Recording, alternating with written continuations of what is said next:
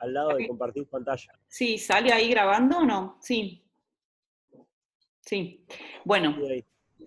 entonces, lo que ustedes tienen que saber, ¿sí?, de los pares craneales es dónde se encuentran, porque tenemos que ver dónde va a estar la lesión y cuál es el par craneal que va a estar afectado, ¿sí? Ustedes, bueno, ya los conocen, que están con números romanos. Estos son los 12 pares craneales: olfatorio, óptico, oculomotor común, el troclear, trigémino, motor ocular externo, el facial, vestíbulo coclear, glosofaringio, bajo espinal, hipogloso. Ahora vamos a ir viendo cada uno, ¿sí? Esperen que mando esto más arriba.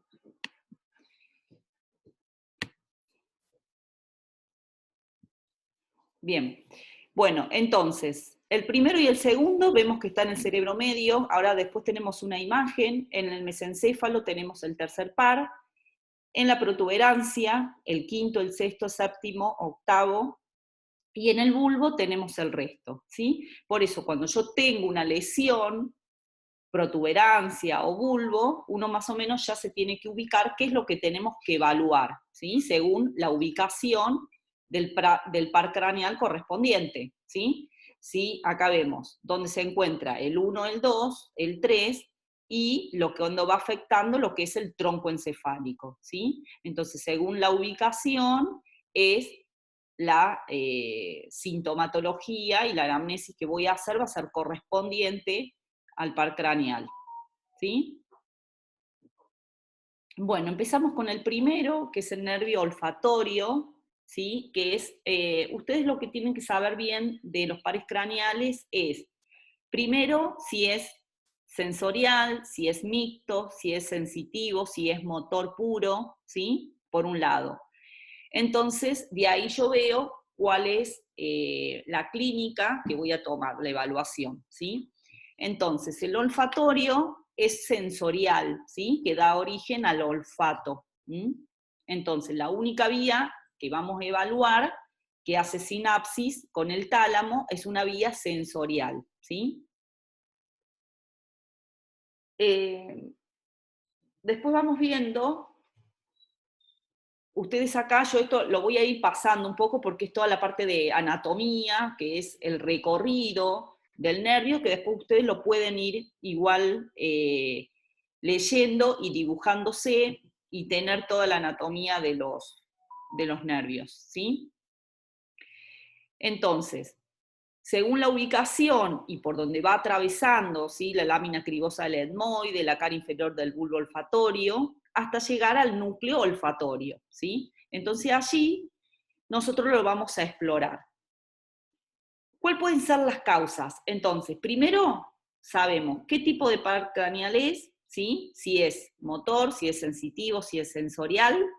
Después lo que vamos a ver es la causa de la cual puede estar afectado ese par craneal, que en este caso puede ser una fractura de la lámina del etmoide, ¿sí?, hemorragia intracraneal, o en este caso hipertensión, aranoiditis, ¿sí?, trastornos conductuales sugestivos del tumor, de un tumor en esa zona, ¿sí?, que afecte ese nervio olfatorio. Después de eso, ¿qué vamos a hacer? Vamos a explorarlo al nervio olfatorio. Entonces, ustedes anoten primero lo que es, qué tipo de par craneal es, cuál es el recorrido, dónde se encuentra, ¿sí?, a nivel de la corteza, en el encéfalo, en el bulbo, en la protuberancia, cuál es la causa que puede afectar ese nervio. Entonces, de allí después, ¿cuál va a ser la exploración? ¿Cómo vamos a explorar este par craneal? Con los ojos cerrados, ¿sí?, y boca cerrada, vamos a ver, ¿sí? Le damos para olfatear, ¿sí?, si huele o no, si el olor es agradable o no, y si se reconoce o no el olor, ¿sí? Y de ahí vamos a ver después cuáles son las alteraciones que puede tener este par craneal. La cuantitativa y la cualitativa, ¿sí? Por ejemplo, hiposmia, anosmia o hiporosmia, ¿sí? Si yo tengo poco o mucho o nada de olfato, ¿sí? Y la cualitativa es si yo siento distintos o diferentes olfatos, ¿sí? O olores feos, fuertes, o nada de olfato. Después, eh, estos términos los buscan bien para definirlos, ¿sí? Bien. ¿Alguna duda? Porque estos son cortitos. Entonces ustedes anoten qué es no sé cómo vieron los pares craneales ustedes en anatomía, ¿sí? Pero entonces, acá ya estamos en semio clínica, entonces yo lo que es importante de ustedes es que ustedes puedan analizar, explorar cada par craneal y qué es lo que yo tengo que evaluar de cada uno, ¿sí? Entonces, anoto qué tipo de paracraneal es, cuál es el recorrido o de dónde nace ese paracraneal, cuál es la causa, ¿sí? Que me trae un defecto y cuál es la clínica que voy a tomar de cada paracraneal, ¿sí? Vamos con el segundo. El segundo es el nervio óptico. Entonces, son todas esas fibras nerviosas que nacen de las células ganglionares de la retina, convergen y van a formar ese nervio óptico, ¿sí? Acá tenemos, bueno, el recorrido, en el quiasma óptico es donde se entrecruza, ¿sí? Y después hace sinapsis con la segunda neurona. Entonces, ¿qué vamos a evaluar? Siempre acá es donde tenemos los campos visuales, se entrecruza en el quiasma óptico, y hace sinapsis con la segunda neurona. Por eso es importante las lesiones, ¿sí? ¿Qué vamos a explorar? El campo visual, ¿sí? Si yo tengo, si es amplio o no de cada uno. La agudeza visual, que es con la tabla de Snell, que el que haya ido al oculista siempre la utiliza, ¿sí? Exploración de colores y el fondo de ojo que hace el oftalmólogo. Eso es lo que vamos a explorar. Esta es la tabla, ¿sí? Que yo les comentaba. Vamos a ir evaluando tanto la agudeza como la confrontación, como habíamos dicho, ¿sí? Seguimiento visual hacia arriba, hacia abajo, hacia los lados, ¿para qué? Para ver el campo visual. Y después vamos a ver también las alteraciones que puede tener ese campo visual, ¿sí? Los escotomas, que zonas invisibles en el campo visual, que son positivos o negativos.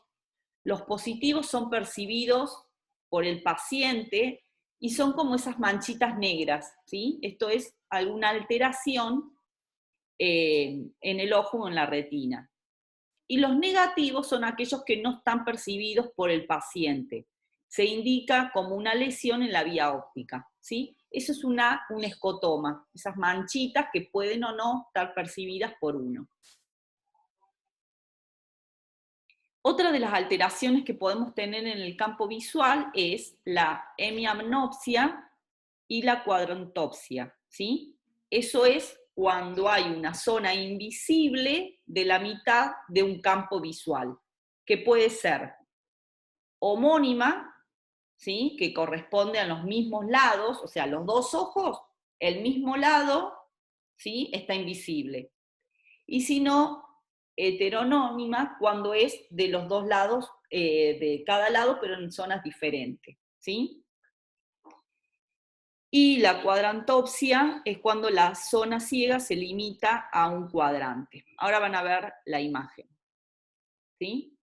Esto es del mismo lado, esto es lo que ustedes ven, una zona donde no ven nada, ¿sí? Y si no, del lado contrario, ¿sí?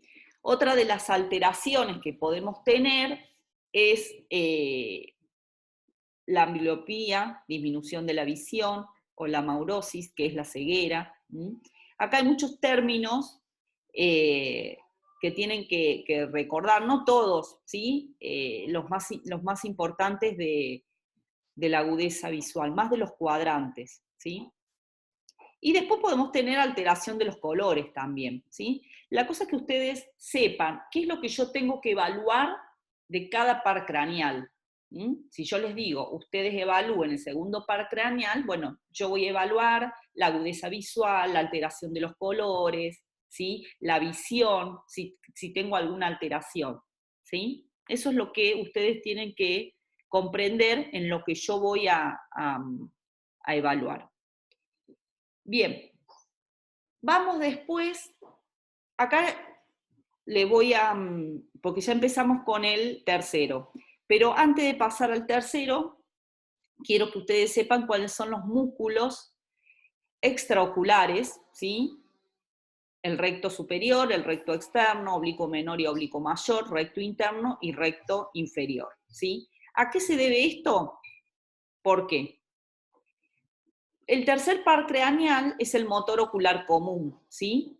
Que inerva a 4 de los 6 músculos externos del ojo que nombramos recién. Entonces, inerva el recto superior, el recto interno, el recto inferior y el oblicuo inferior. O sea, que cualquier lesión que ocurra en estos, o no lesión, sino alguna clínica que yo veo en estos músculos, es porque tengo afectado el motor ocular común, ¿sí?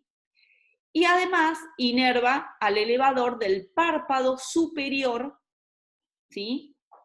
Esfínter de pupila y el músculo ciliar. Por eso inerva, esto también, recuerden siempre que inerva al elevador del párpado superior, ¿sí? Y aparte estos 4.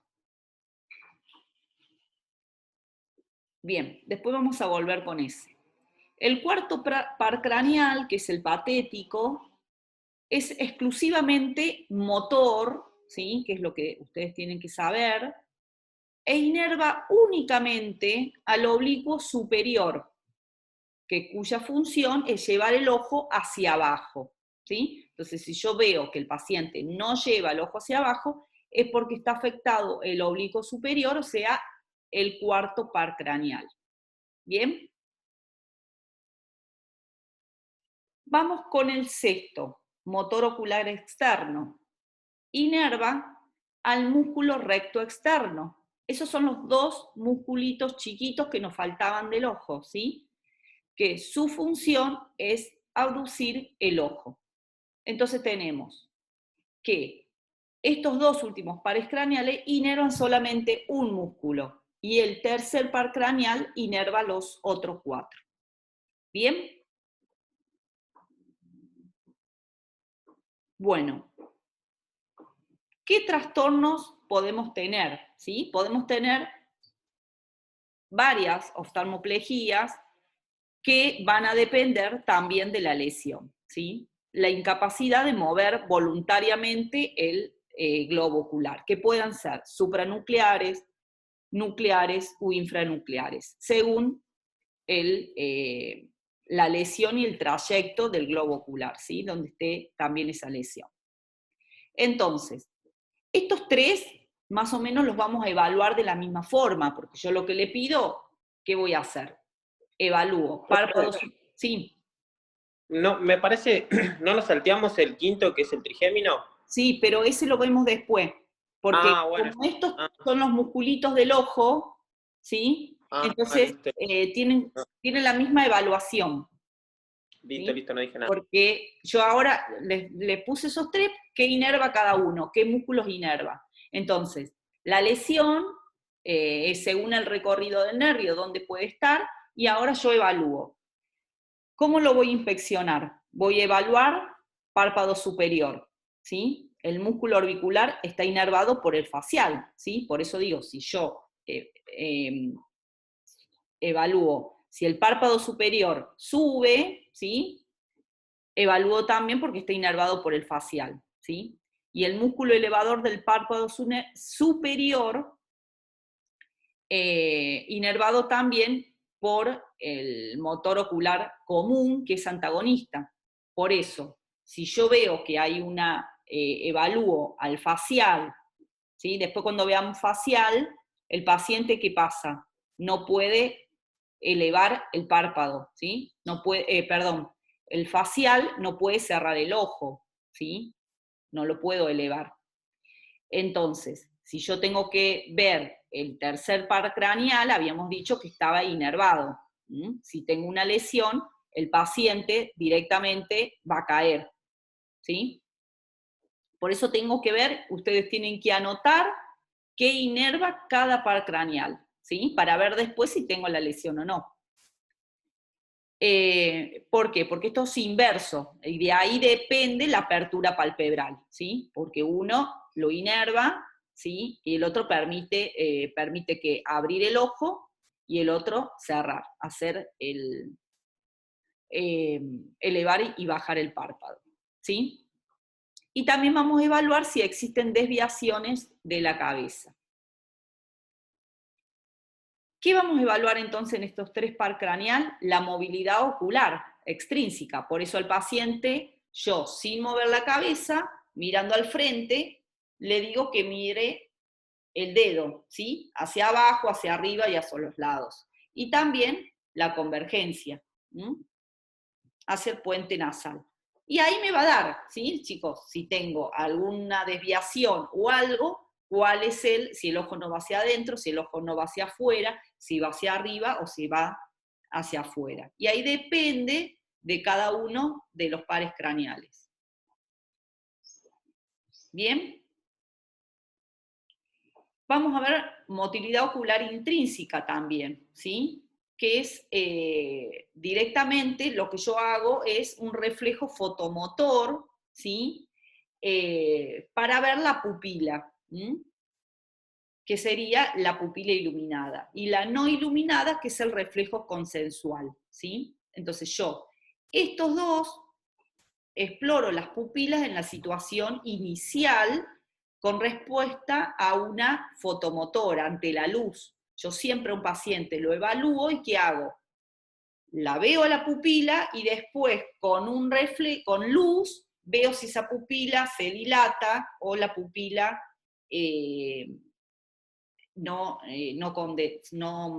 se achica, ¿sí? Entonces, si se contrae, la pupila iluminada es el reflejo fotomotor y la no iluminada es el reflejo consensual. Esto es una de las preguntas que están en el trabajo, ¿sí? Entonces acá vemos, esto es lo que quiero que sepan y es algo que se evalúa en un paciente. Las pupilas normales, miosis, cuando las pupilas están pequeñas, ¿sí? Cuando un paciente tiene mucha medicación, las pupilas están más mióticas, la midriasis, ¿sí? Que es cuando se dilata, eso nos trae como pensar que el paciente puede tener una muerte cerebral, ¿sí? La anisocoria, cuando una pupila está dilatada y la otra está midriática, en realidad es una pupila normal y una dilatada, ¿sí? No llega, a veces puede estar miótica, en realidad son los dos casos, o miótica y normal, o normal y midriática, ¿sí? ¿Por qué puede pasar eso, profe, la anisocoria?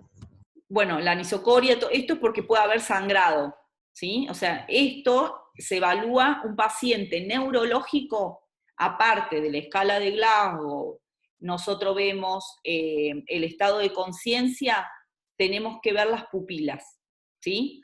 Siempre un paciente le vamos a ver las pupilas, abrimos, ¿sí? Más un paciente que está en estado de coma o un paciente que está sedado, ¿sí? Tenemos que ver eso, porque eso es un signo de que puede estar sangrando, ¿sí? Si un paciente está midriático o tiene una anisocoria, rápido tomografía, ¿sí? Y otra de las cosas es que no hay que asustarse porque un paciente que tiene ese reflejo fotomotor con la luz, hay veces que uno dilata las pupilas, ¿sí? Entonces no se asusten. O cuando, por eso hay que ver esos reflejos. Y otra cosa es cuando se hace un fondo de ojo, ¿sí? El fondo de ojo hace que se dilaten las pupilas, ¿sí? Porque ellos quieren ver otro diagnóstico, ¿sí?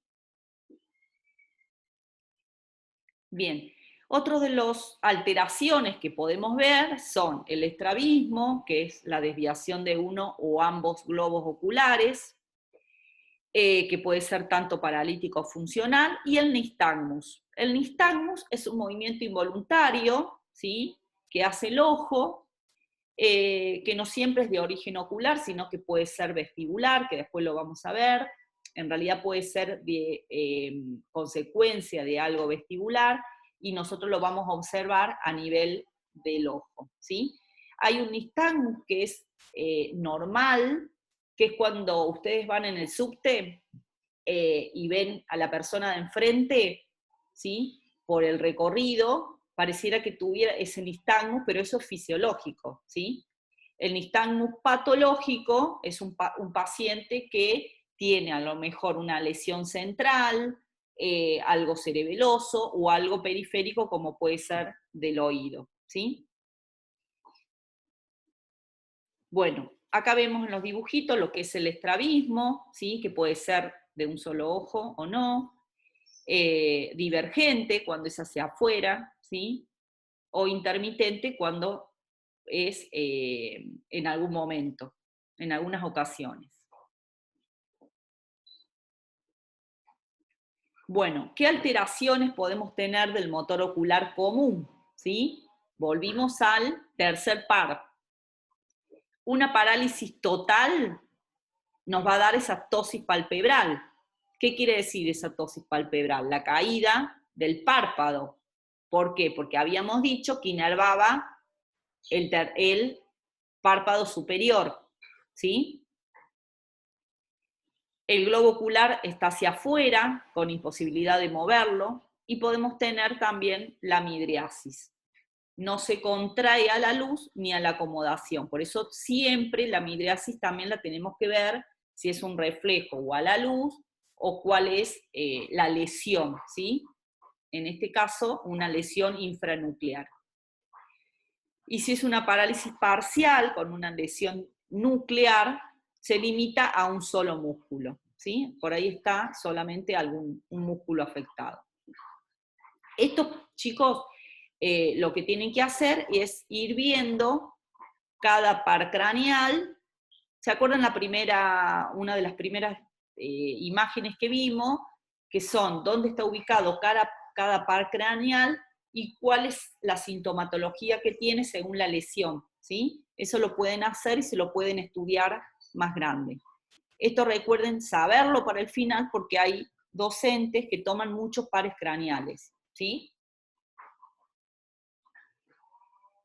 Bueno, ¿qué alteración tengo en el patético? ¿Qué par craneal era el patético? El cuarto. Bien, entonces. O nuclear. Sí, la parálisis de este nervio es más